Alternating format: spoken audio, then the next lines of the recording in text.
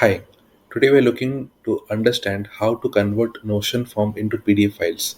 For this, I have got an employee emergency contract contact form available over here. And you can see once the details are filled in this particular form and the user clicks on submit, the responses will go to the responses side in this database. So I've already created two dummy submissions out of this particular employee emergency contact form. And now I'm looking to create a PDF file every time I receive a submission inside this particular form on automation. For this, I'll be using a tool known as PDF Output. This will help me create PDFs on automation from a Google document, which will be a template file with the help of a Notion database. So we already have the database available over here, which we can use, and we will be creating PDFs on automation out of this. This can be used to create any documents at scale for our business, such as reports, invoices, contracts, certificates, or even quotations, which you are creating on a day-to-day basis. Let's click on create PDF and understand how we can automate the process of PDF generation. I will quickly sign in inside my dashboard from one of my account, and then we will understand the rest of the automation steps. Once you are inside, you will be able to see that we need to add a database. So we already have this database available which we can add. Once the database is added, we need to then add a document for this. This document will serve as the template file which we can edit to create the PDFs. After that, we need to finally map all the properties of the database one by one onto the document which we want to automate, and then we can download the PDFs forever on automation. Let's click on add Notion database and let me copy the database title from here. So we simply need to copy the title, whichever database we are using. I have copied this title over here. Let me click on select pages and let me put that database title inside this search pages field so that I can select the particular form from here. So you can see I've just added employee emergency contact form, and the best way to add the database over here is always enter the database title inside the search pages and then add it. Do not select these top level pages from the list over here. If you do that, the database that will be added will not be added correctly and your experience will not be smooth. So I always recommend that you add the database by selecting the same inside the search pages. Okay. And if your database contains any relation properties such as database A or database B, which is related to this main database, you also need to add database A and database B inside the search pages field. So we always need to connect the main database as well as any additional databases which are used in relation properties, so that the PDF that will be created will have all the relation and roller values coming up correctly. Okay. Otherwise, the relation and roller values will not appear correctly on your output. Let's click on allow access, and now we will get the employee emergency contact form available in this drop down. It will take a while to load the database. So if your database is not available over here, you can simply click on reload database and it will automatically reload the database and refresh the same for you. It takes a while to load the databases, so make sure you just give it one or two more tries and the database will definitely appear over here, which you can use for the rest of the steps. So now I'm looking to see the employee emergency contact form, which you can find over here. Okay, so let me click on this and it will now reveal all the properties of the database to us one below the other inside this section.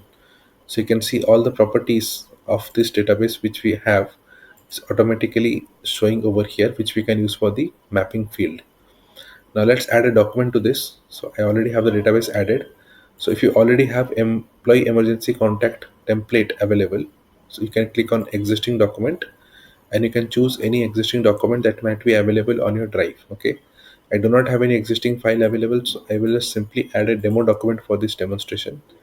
And if I click on demo document, it will automatically create a document with all the mappings created for me. Okay. So you can see it has already created all these placeholders, which has all the mappings of the database already added. So we have employee information, which is already available over here. Then we have signature date, information, emergency contact, all the fields that you already see over here in the database are already visible inside this document. And every field that you see inside double curly brackets will be replaced when the PDF will be created, as they are already mapped to the database one after the other. Okay. As an example, employee information will be replaced with the employee information value that you see over here, and likewise for all the other fields. If you want to add any properties, simply click on copy. Let's say I want to add secondary emergency contact. I will just go to the document and I will paste it anywhere. So I can use Control V or Command V on my keyboard. That will help me copy paste the property live onto the document. I do not need to do this as everything is automatically mapped. Then I can define the PDF file name. So I want to generate the PDF file as per the received by field over here. Okay, so let me put it as entry number 2.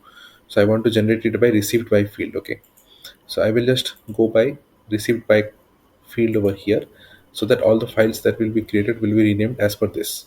Okay, and finally what I can do is, let me reload this database also once again. And finally what I can do is, if you go to the database and on the right side, you will see these two additional columns, generate PDF and PDF file. If you mark any record as ready to generate, the PDF file will be created for those specific records and it will be saved right inside this PDF file column.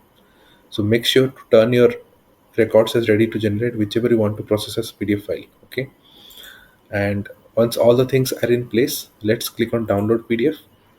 And now the PDFs will start getting downloaded to my downloads directory, as well as it will be stored inside this PDF file section that we see over here.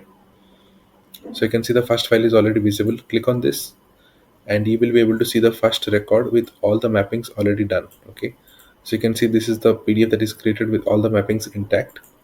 And let's see the second one, which it will be creating in a while, and we can also view that file. So let's click on the second record, and you can see the second record is also out with all the mappings in place.